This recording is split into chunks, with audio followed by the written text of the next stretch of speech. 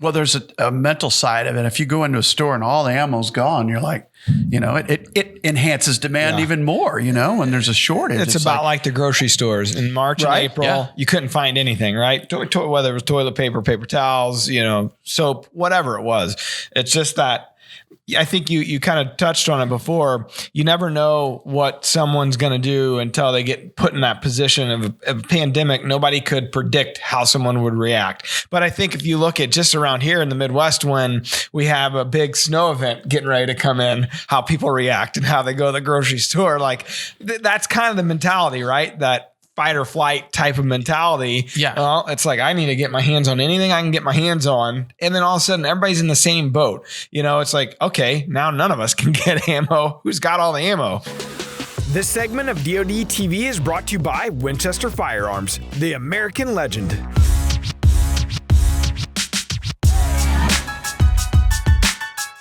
What's up, everybody? Welcome back to the Drury Outdoors 100% Wild podcast, episode number 201. I am Tim Chelsvik. I'm Matt Drury, and we have a special in-house guest today. Yeah, we've got Brett Flaugher, president of Winchester, and we've got Mark Drury, president of Turkey Killing. Where's my Longbeard XR? Yes, I'm ready to go. Yeah, it's getting that season. Oh, it is. I can't wait. This is such a rare opportunity. So we're so honored to have Brett here with us to talk about ammunition and what's going on in the market right now. It's such a weird time in our nation and in the market. So we've got a lot of great questions for Brett. He's the guy to have. Yeah, we're lucky. We talked about this the other day. We've been lucky in the fact that the past few podcasts, we've had a lot of industry CEOs, presidents, guys that really, learned doctors. There you go. Movers and shakers in the industry. So we're getting kind of the inside information, what's happening, the pulse. And, we missed the trade shows this year. And that's something that we're used to seeing all these people in person, and kind of you get the pulse of the outdoors, the outdoor industry by being at those shows. And we missed all that this year. So it's been nice to, be able to have guys like you on and kind of see what's happening out there, really get a better idea and share that with our audience. Absolutely. And who better to share it with than the guy that knows the most about it from our partner at Winchester, Brett. Brett, you've been in the industry a very long time. Mm-hmm. Winchester, an American legend. We're so proud of being partnered with an iconic brand. But lately, I get a lot of questions and almost, I don't want to say pushback, but they're like, what's going on at Winchester? And it's a different time as Matt and Tim have alluded to. So maybe you could speak just a little bit about, have you ever seen anything like this before in your tenure there at Winchester? Well, before I answer that question, let me first say that we really appreciate the work that you guys do, especially when it comes to a lot of the new product evaluation that the Drury team does, because without your input, we couldn't make those refinements. So thank you very much. Thank you. And to answer that question, yes, we have seen similar demand levels like we have right now. But as far as comparison right now, I don't know that there's a comparison, because there's so many different variables at play right now on demand that it is something in my 35 years that I don't think I've ever seen the demand level that it is right now. And it's all a lot of good things happening in our industry that's driving that demand as well. So we'll dive into all that here in a little bit. I wanted to start with what you mentioned it. We get the chance to kind of test out some products on the front end of it before they get released to the public. And the latest one was that 6.8 Western. And Mark had a chance to shoot it quite a bit this past fall. And, when you guys go into product development and thinking, okay, looking across the industry, what's a new product that might resonate with our consumer? What kind of goes into that thought process or the back end of that? Well, it really starts with finding solutions that make it a lot easier for our customers out there, whether they're recreational shooters or hunters, law enforcement, military customers that we have. It's finding a solution and making sure, especially when you introduce a new caliber. Ammunition companies that introduce new calibers have to live with that forever because there's, whether you sell one gun or sell a million guns, it's going to happen where we have to produce that ammunition for those customers. So we absolutely have to make sure that it's meaningful and provides that solution. Mm-hmm. So that's the primary factor that goes into it. What would a typical timeline, if it's available now or becoming available, if you back up, when does that process like that begin? Is that a 1-year deal, 5 years, or how long would the process be from, conception to on the shelf? Generally on a new caliber like that, it's 2 to 3 years, maybe a little bit longer on how complicated it is, the work that has to be done on the firearm. So it does take a long time. A new product introduction doesn't have to take that long. A line extension or a new bullet could be a year to 2 years, okay. But usually new products take a long time because it's not just the great work that the engineers do. You have to back that up in manufacturing. You have to have equipment, tooling. There's so many steps that take place in the development of new products. So it does extend it out. So we're working on products right now that are 3 to 5 years out, and we will always have that as part of our operation. It's in our DNA. We've, for a long time, we felt like it was part of our responsibility to drive those solutions and better products in the marketplace. So we will always have that backlog of new products out there. I think back just over the last few years, you look at Deer Season XP, then the 350 Legend, now the 6.8, and it's nice to be able to see the innovation that comes from, our partners at Winchester. And like you said earlier, we're lucky to be the ones that get to go out there and test it just a little bit. But it does lead to another subject, which is all this innovation in a time where we're seeing unprecedented demand. What do you think's driving that demand out there right now? Well, I think there's about 3 things that are key. There's probably more than that, but there's 3 things, in my opinion, that are key.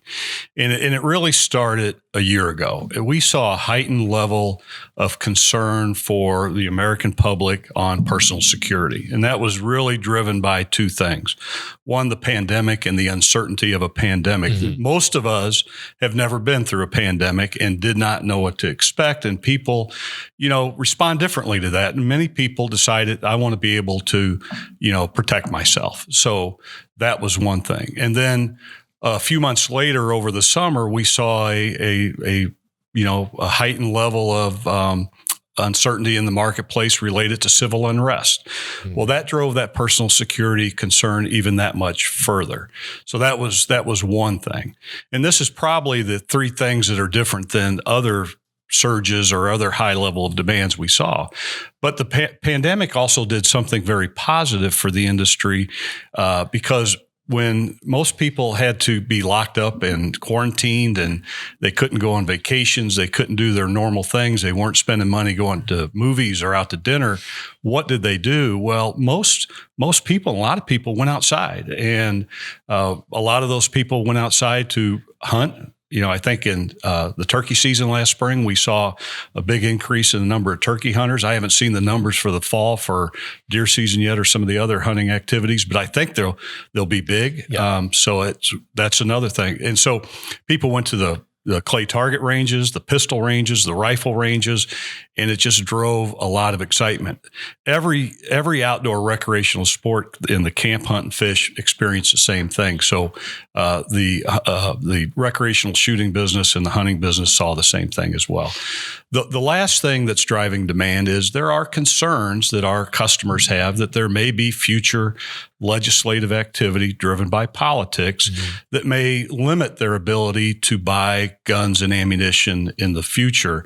So that drives demand. So when you combine all those 3 things together, what happened last year is that we saw almost 21 million guns sold. If you use NICS background checks as the proxy, that was about a 60% increase over year. So that's a big number.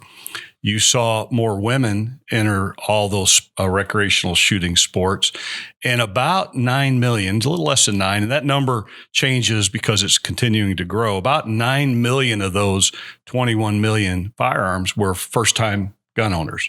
So people that have never bought a firearm before decided to do that, whether it was for one of those 3 reasons. So that's probably the key things that are driving our business right now, and why when our customers go into a retail store, they're not seeing any ammo because there's a lot of people using it, and that's a good thing. But I do understand the frustration level that the consumer has when they can't get that ammo. There sure is a lot to unpack there, right? There's a lot. One of the things I want to circle back a little bit.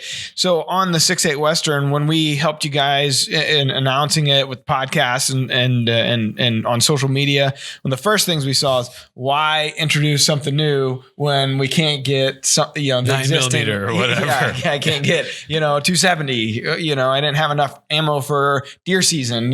So I think you kind of answered that already when you said, hey, we start this process 2-3 years in advance, but dive into that a little bit more. Well, in the demand level that we're at right now, it would be easy to just to focus on executing, making more ammo for our customers. Well, we're focused on that as well. But I don't think that you'll ever see Winchester get itself in a position where we're not focused on new products and driving solutions to our customers, because without that, we'll lose, and so will our customers. We have to maintain that. So we're not taking away from our ability to deliver as much ammunition as we can when we're working on new products. We will always have that new products backlog to work on, and it does take some time, but we're working on new things right now in the middle of this high level of demand as well. So do you guys have to say, one part of the plant gets shut down and repositioned to make the new ammo, and then all of a sudden, oh, hey, we were making X amount of 30-06 ammo, and now, or 6.5 Creedmoor or whatever, and now we're not because we're making 6.8 Western. That I think when it comes to the factories, how does that side of it work? Well, very rarely does a new product really take that much away from the other products that we make. A lot of times it may be brand new equipment that are producing that product. Other times it may take a little bit of it away, but usually it's not that much. It's not that impactful on our current production levels to have that new product. It's not always that way, but it's not as impactful as you may think it would be. So consumers getting both. They're getting as much as we can make, and they're getting some newness as well. Sure. And one of the things that we've been talking with our partners with, especially over the past year, was their supply chain and how that has been disrupted. Has that impacted you guys in any way? There's been a lot of times where it could have, but it's been tight. I would say that it has not impacted us in a great way. Our supply chain team really works well with our vendors to make sure that does not happen. So no, I wouldn't say that that's been a big deal.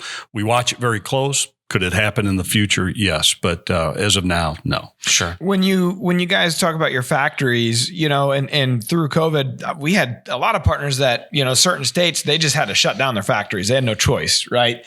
So, March, April, May, really tough months for some folks. How did you guys make it through that period? Did you have to have any shutdowns? I'm sure there was many protocols that had to take place inside your factories. Because that's has to be another factor as well. Just the human interaction side. Somebody's building that ammunition. A lot of somebody's in several plants. So how did you guys approach it? Well, the first thing, we didn't know what we didn't know at the time, just like everybody else. You were learning as you went. And the first thing that we made a decision, we were going to make sure our employees were safe, that we weren't going to create a situation where we were going to put them in harm's way. So we followed all the appropriate guidelines out there, learned from those guidelines, and successfully worked through it. As far as shutting down our business, we never shut down our business. Did we have some periods of slow time because we were dealing with COVID and learning on how to keep our employees safe? Absolutely. But we never shut down. And that primary reason we didn't shut down, we were essential business. Sure. So we were able to keep open and operation.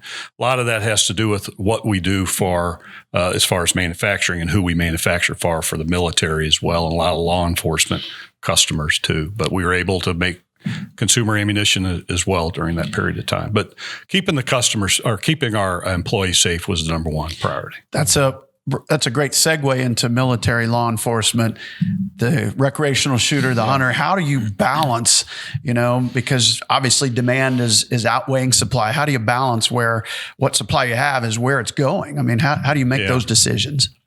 Well, I think the big question related to that could be is our military customers taking away from our ability, or have their purchases went up a lot that would affect our ability to take care of the commercial customer, the consumer out there? And the answer to that is simply no.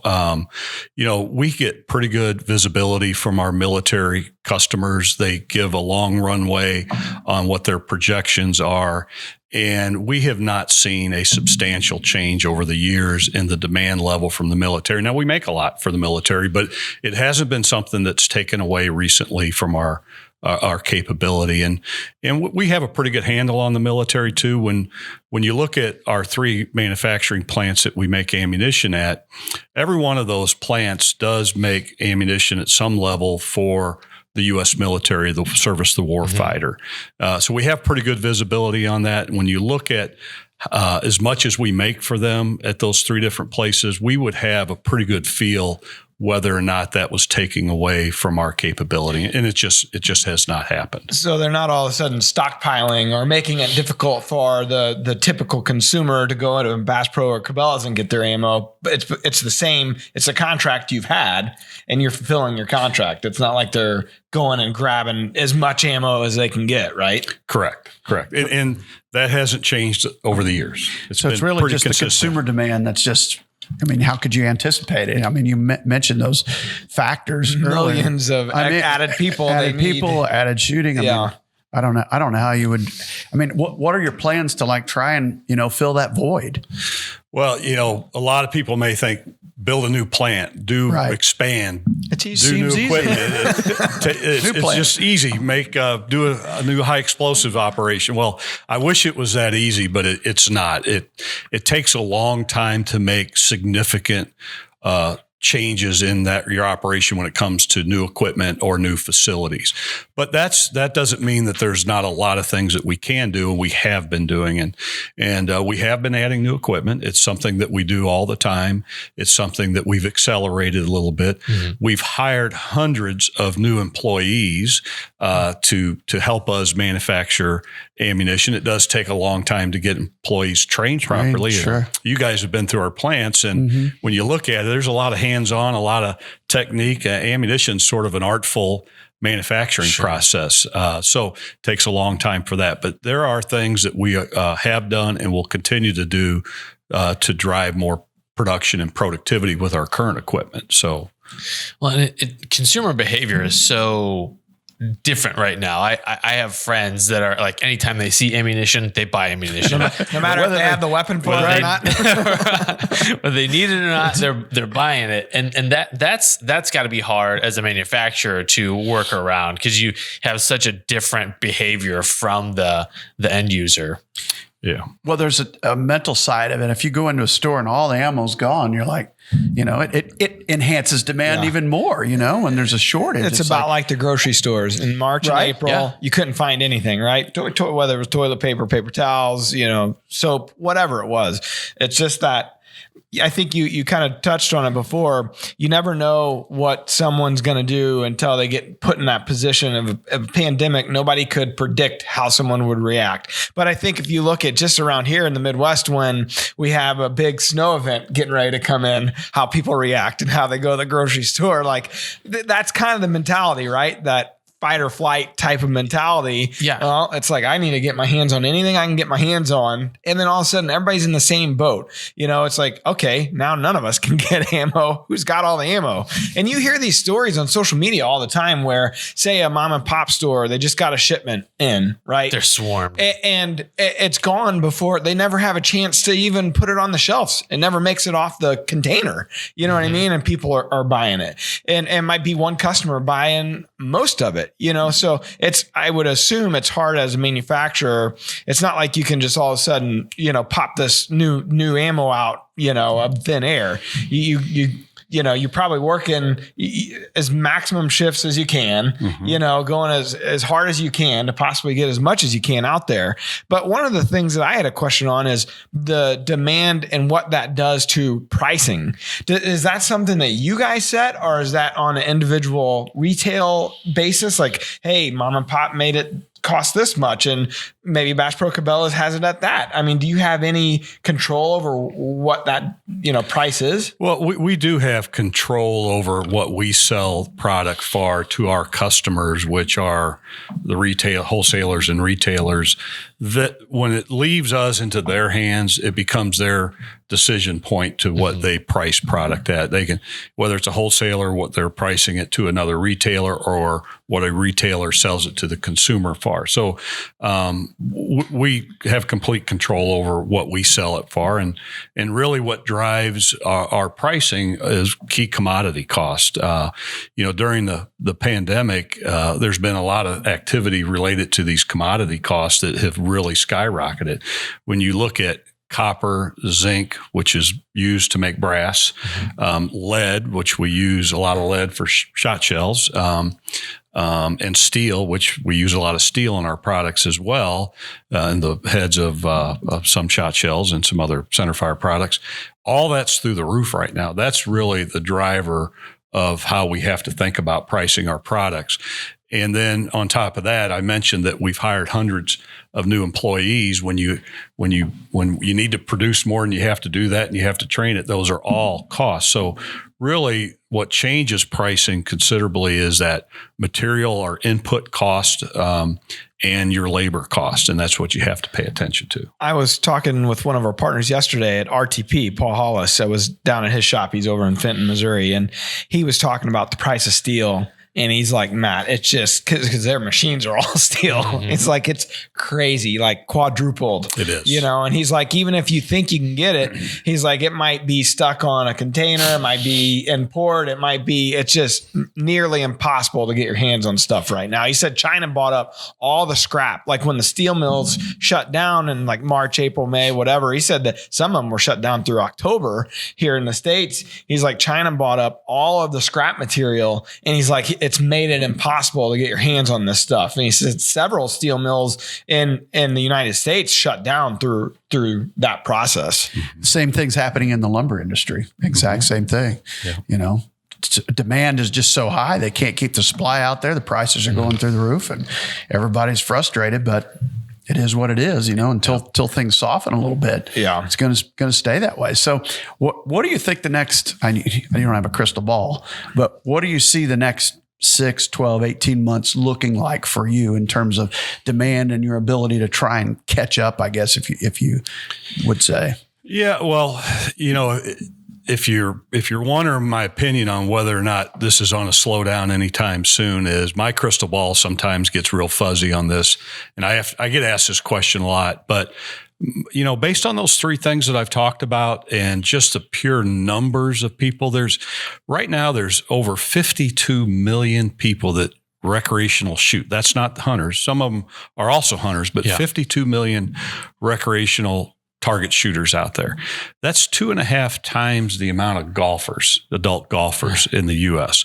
So when you think about the numbers, you think about 21 million new guns sold last year. If NICS is the right proxy, I think it is.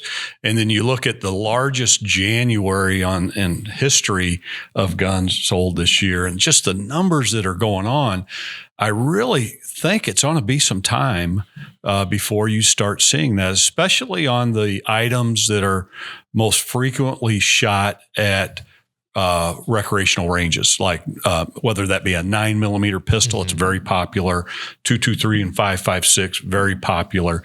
You may see some of the hunting calibers, hunting stuff come back quicker, but the recreational target shooting, I think, is where I think it could last a long time. And not to say the hunting products are going to come around anytime soon either. It just may be the first that you see. Sure. Is it true that, say some of the big box stores that you guys do business with buy up the bulk of the ammo and that leaves the mom and pops, kind of shorthanded, or, how does that work from a sales standpoint? I'm sure that, all your sales team is well in advance of the selling season. So orders had been put in way before, right? Yeah. Yeah. Well, we have customers that are large, that are very good customer of ours, that have many stores out there. And we have a lot of mom and pop or independent dealers that have one store or a few stores.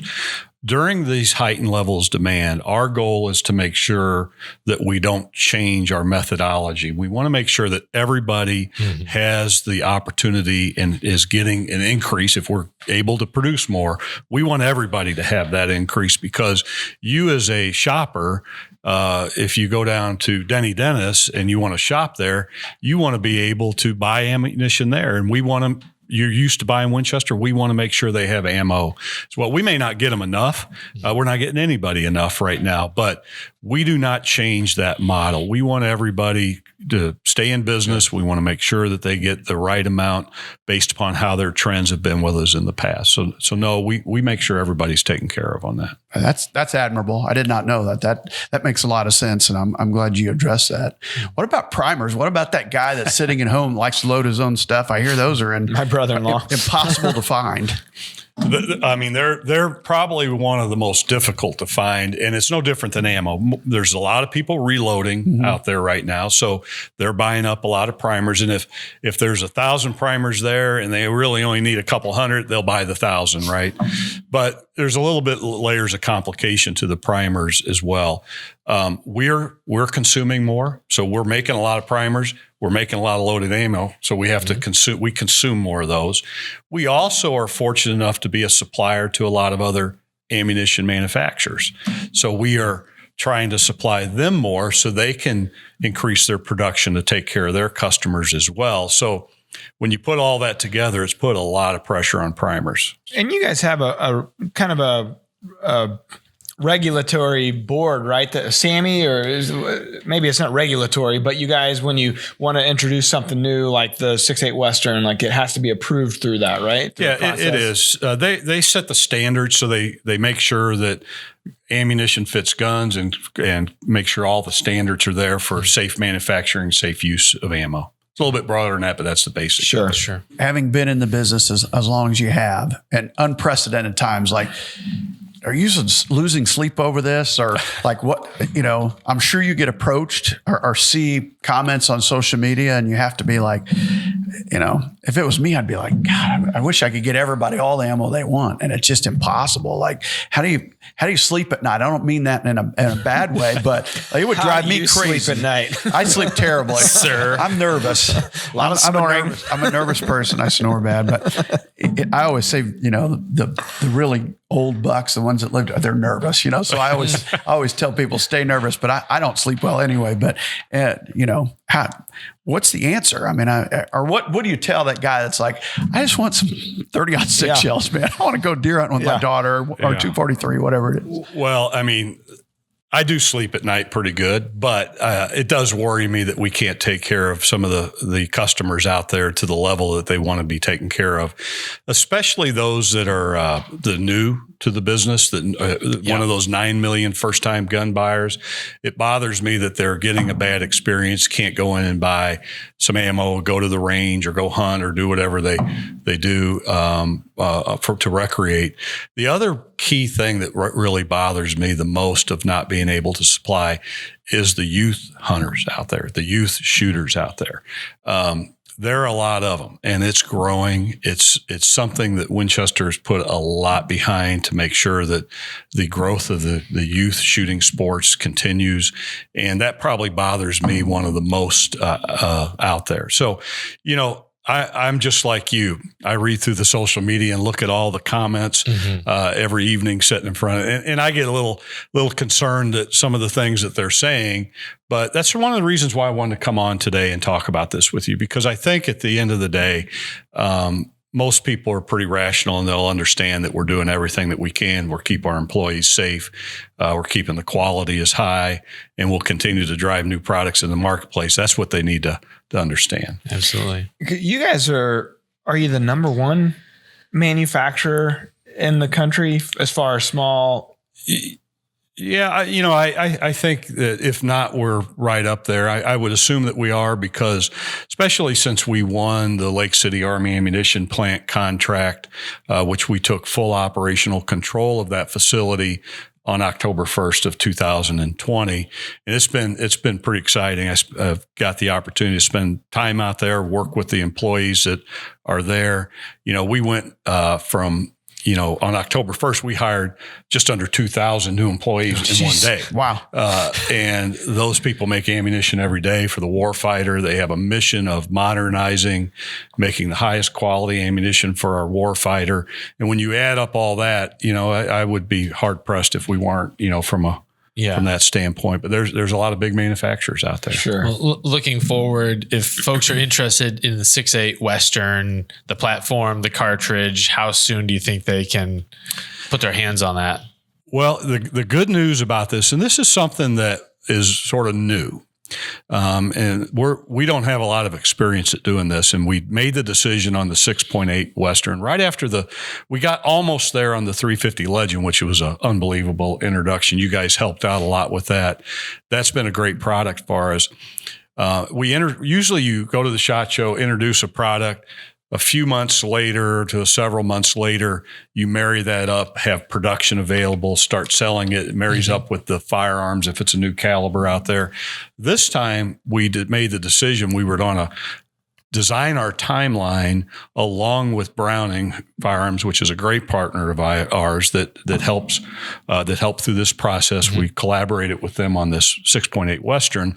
We made the decision that we were going to try to back up our timelines. When we introduced it, we would ship ammo and they would ship firearms almost at the same time of the introduction. And as today, we have shipped 6.8 Western ammo and they have shipped 6.8 Western firearms. So they're available. Now, I can't tell you can go to a store and buy one. I'm sure they're in hot demand right now because it's a really good caliber that we think is going to do well out there. I know internally, our process to order a firearm or anything like that, it seemed like it might be late summer until we could potentially get our hands on some. So, and we have to go. I think from that standpoint, I don't know exactly where all Browning's making their firearms. I know obviously there's a plant in Arnold over here right near where I live, but pieces are kind of coming from all over the place. So I think they were saying like late summer when you might be able to really start seeing it more in mass. Yeah, in mass. So how about the more recent, or what's in front of us, which is turkey season? How are we doing on Longbeard XR? I mean, just asking for a friend. If you need some, just call. No, we made special arrangements to make sure that we were not going to miss any turkey season at all with ammunition. We've shipped a lot. We're still making a lot. So I can't tell you how long it's going to stay on the shelf because everything's selling, but we have made a lot more than we've ever made of turkey loads that are out on the market right now, and including the long range as well. So no, it should not be a problem, but it may be. Just everybody's buying everything they can get. They right can, now. yeah. But the thing that I think about a lot, you keep mentioning the amount of new gun owners, and it's like the training, that's the takes real a lot of rounds. Yeah, that's the real shortfall in all this. You have somebody that wants to, and you touched on it, but they want to learn. They have a desire. They want to, whether it's for safety reasons or for fun or whatever the case may be, and they might not be getting that chance or opportunity to go. You got to put a lot of rounds through. A pistol is not. You got to become really proficient at that, and that takes a lot of practice. There's no other way around it, right? Yeah, we were just talking about that yesterday. Like we're all a little because even if you're not new, you need to shoot to stay in practice, and you're thinking twice about pulling that trigger now on the range because it's like I don't know if I can replace this. You're looking at your supply and then going, when can I replenish this? Maybe I'll not shoot these. Right. Let's hold off here. I saw on social media the other night a female influencer. She was shooting. This wasn't a pistol. It was, I don't really know. It was some sort of AR, but it was like a crank. You crank the feed through, and people are just like hammering her. Like, why are you wasting this? It's like it's called fun. It's like nobody's into fun right now. Like everybody's into preservation and self-preservation. when you think about the fun aspect of shooting, with so many new people that have entered and so many people going outdoors to recreate over the last summer and the fall, have you ever taken anybody to the range for the first time and they've said, I had a bad time? Never. No. That's when I say this may last a little bit. There's a lot of people that just experienced it for the first time. So we may see demand high for a long time because of that, because I've never taken anybody that said, I hated that. People love it.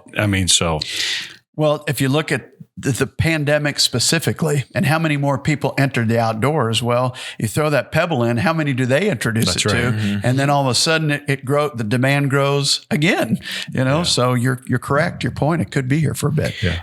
It's what's better way to social distance than set up in a deer stand or lean up against a tree turkey hunting, right? Amen. I'm all for it. Good to me. Are there programs that for education? I'm sure there are out there, but anything that Winchester specifically is behind where it helps kind of answer some of these questions, or maybe there's tutorials, or where does someone go? Because we're in that information age. Where does someone go to, maybe they can't shoot the rounds right now, but where can they find out as much as they can possibly get about shooting the rounds? We have that on our website, and a lot of people have that available, but probably the one central location that I would recommend somebody go to learn as much as they can to have that is the National Shooting Sports Foundation's website, the NSSF. Mm-hmm. They accumulate a lot of information, where to shoot, safety information, training information, and it's sort of the starting point to even explode out even further. So I'd recommend people to go to that website. They represent everybody in the industry. They're the industry's trade association, so they keep tabs on everything out there, and their website is very valuable, whether to dig deep or as a jump off point to somewhere else. We'll link that up in the show notes too. Perfect. For people. Certainly. Definitely. We'll do some shout outs. Let's do it. What about question of the day? So we'll get to that. We can do all of it. Jacob Fouch on YouTube says, love you guys. I'm really trying to get my kids involved in the outdoors. I ruptured a disc on September 30th, and 3 weeks later, I got T-boned at 90 miles an hour by a diabetic driver. I'm a police officer. I've not been able to return to work since September 30th, and hopefully I can get back to work sometime soon. You guys get me through these tough times. I get really depressed not being able to do cop work. I miss it so much, and miss hunting in general. Thanks, you guys. Keep them rolling. That's the perfect consumer, right? Because I'm sure the police officers are still running. I know that they got to still run rounds and practice and do that. I'm sure that you guys have a lot on that side as far as contracts too, right? Absolutely. I mean, that's law enforcement's very important to us, because I think we all want the law enforcement to be well trained. So we make sure that we supply the law enforcement. But they're like the military. It's not like it's going up or big swings. They're buying as they need it. Sure. Well, get well soon, Jacob. I hope. Our best wishes to Jacob. Yeah. That's a tough story right there. Yeah. Definitely. All right. So next one we have here, Jonathan Holsey on DeerCast. He said, great info as always. Definitely want to get a liver analysis done to see exactly what my herd needs. Thanks, guys. I think he's referring to our Analogics podcast. Mm-hmm. Right on. Those guys were pretty informative. They were amazing. Yeah. That was a really good one. All right. You want to jump into the question of the day here? Let's do it. All right. We got an ammo specific one. So the question of the day is brought to you by Tenzing Outdoors. Go further, hunt longer, Tenzing. Hello, my name's Clarence Miller. I'm from Washington, Pennsylvania. My question is that I purchased a Winchester XPR and a 350 Legend. It's topped with a Vortex Crossfire 3x9 scope. My question is, do you have a preference or suggestion as to what bullet and grain that I should use or try to work with this setup? Thank you. Pretty straightforward, really, isn't it? Straightforward and easy answer for me. I shoot the Deer Season XP from Winchester, 150 grain. It's a little over 2,300 at the muzzle, and we've killed deer out to 235, 240 yards with that load. Just make sure you know what it's doing. It's pretty flat out to about 200. It starts to drop somewhere in there, but boy, what a round. I mean, it's revolutionized the way we set up in Iowa for our typically shotgun or muzzleloader hunts. Now, that 350 Legend just changed everything for us up there. Game changer. And the best part about that, the recoil, there's nothing there on this end. So it's an incredible round for the terminal performance coupled with the light recoil. I mean, it is the ultimate round for anybody that doesn't like recoil, whether it be a youth you're trying to introduce, perhaps a lady. I mean, it's the perfect round. So perfect. Anything to add? He's probably used it more than anybody else too. We've shot a few rounds. He's your consumer. He was one of the key influencers on that product, and during the development of it and the testing of it and the fine tuning of it, well before it was introduced. So good work. Well, it's like Longbeard XR, and that's why I brought up Deer Season XP. Bring these calibers out, but also you can't overlook the design of that bullet and what it does to any caliber, how much more terminal performance you get out of it. And when you love something like that, it's easy to talk about it because you want other people to see the same results you see in the field, which are a clean, ethical kill with a short track job. And everybody knows here, it's why we did DeerCast track within DeerCast. Sometimes you have trouble with track jobs. Well, when you have ammunition that reduces that trouble and shortens that track job, I'm all about that for anybody, because it's the worst feeling in the world, taking an animal or taking a shot at an animal and not being able to find them. And that's what Deer Season XP does. I think at the grassroots level, it helps you find more game because it puts them down quicker. Absolutely. Yeah.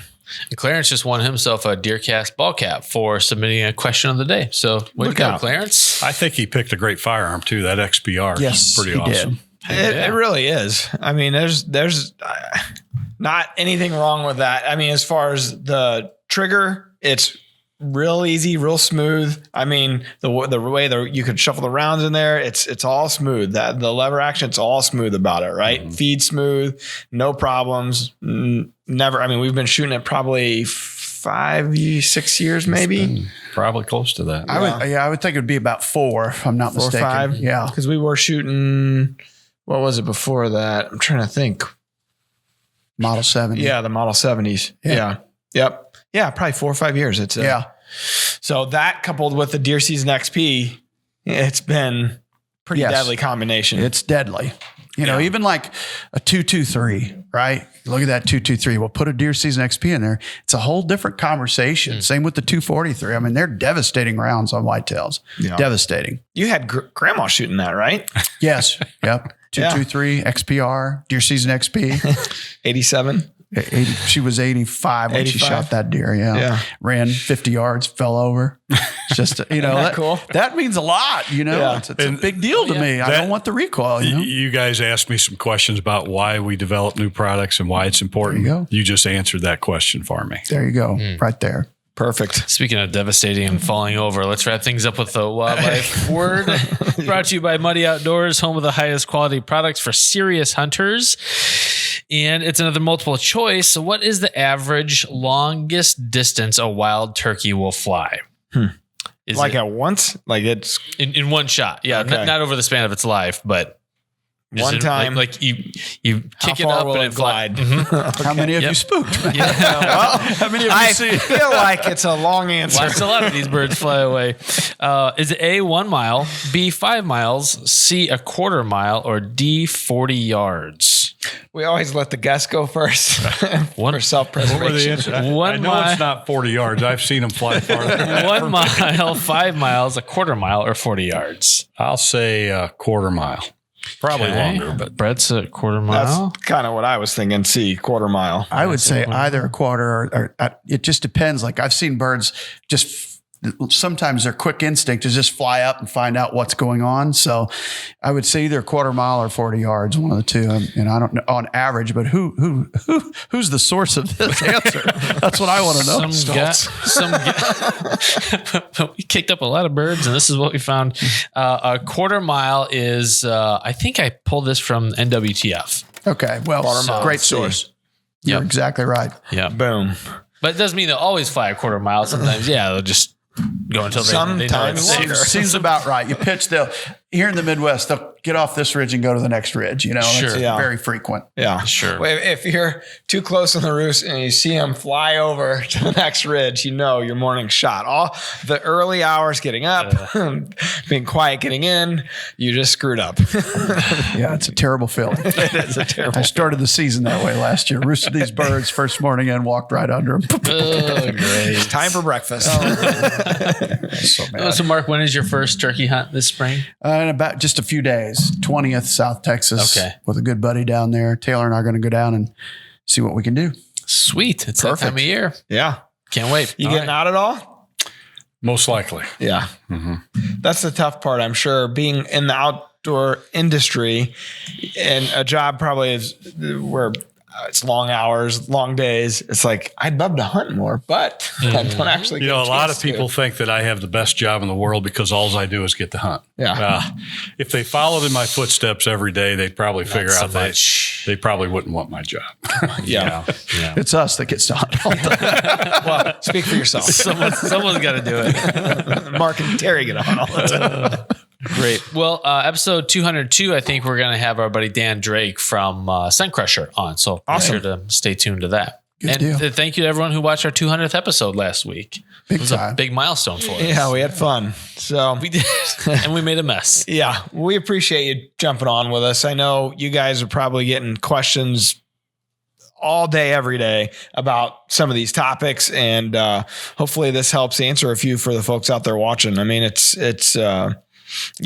weird times that we're living in, honestly. Yep. Joe Rogan says it all the time. It's strange times. And I hope from our viewers' standpoint, we asked the questions that were on their minds. I hope so. Yeah. You know, and if we didn't, shame on us, but we sure tried to get to them. And we appreciate your honesty and your willingness to sit down with us and have this conversation, because you're a busy guy, and it just shows your character to come in and say, yep, I'll answer the questions. I know they're tough questions, but we appreciate you doing that. No problem. I appreciate you having me here today, and we'll have to do it again sometime. Let's do it. Thank you very much. Thanks for watching and listening, everybody. See you next time. All right, until next time, peace out. DeerCast is giving you the chance to hunt with Mark and Terry Drury. Head over to DeerCast.com to enter. We're adding new videos every week, so make sure to click that subscribe button and check out all of our amazing content. This episode of DoD TV was brought to you by Winchester Repeating Arms.